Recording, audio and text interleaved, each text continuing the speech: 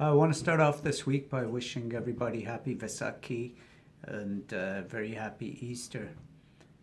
And in addition to that, a very happy birthday to our son Jaden, whose birthday it is today. There were a couple of things that happened this week that I wanted to share my thoughts on, and it really got me thinking about something I've been putting off, which is making a will.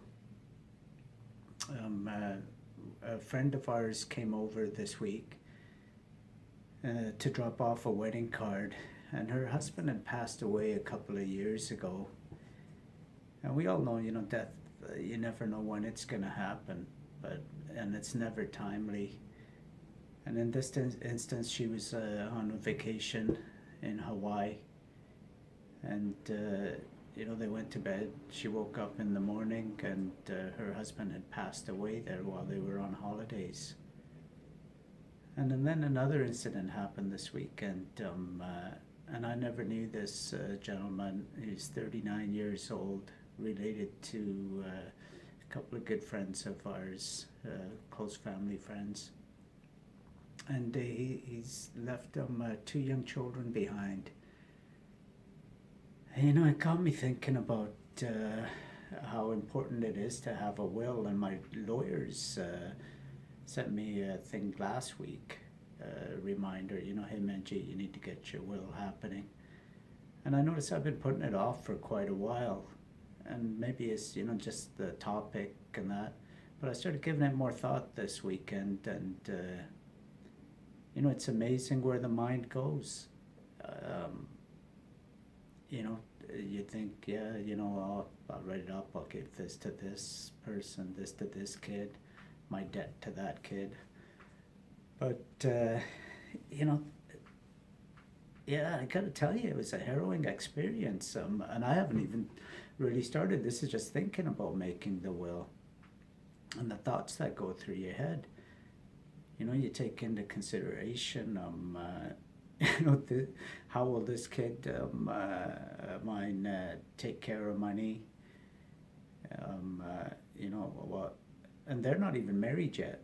And I can imagine when they do get married, the thoughts that will come into, or that do come into a person's mind. Not to mention, oh well, his wife treats me like that or that, and I don't know if it should or shouldn't, but I'm just being brutally honest here. And but getting back to the situation right now, and there were thoughts going through my head about that one, he could probably take better care of the money. And then it's like, well, do you leave him more because he would, or do you leave him less because the other one's not gonna take as good care of the money, and so he should get more. And then the thoughts about, well, if you don't share it equally, whatever there is, then there's going to be problems, but you're leaving problems behind them when you go, and you've parted ways and left this earth. They're going to be, oh, well, why did he get more than me? Like, was he closer to my parent, to mom and dad, or why didn't I get as much? Didn't they like me as much? And I never even thought of these things before until this weekend, and then it's tough coming to a resolution on how to deal with it. And then you hear of all these people that contest wills and that, and yeah, and unfortunately I got no answers at all.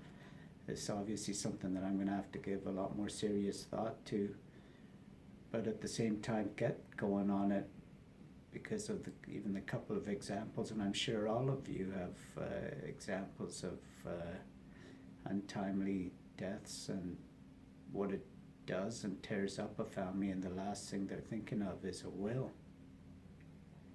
But anyways, I just wanted to share my thoughts on that, and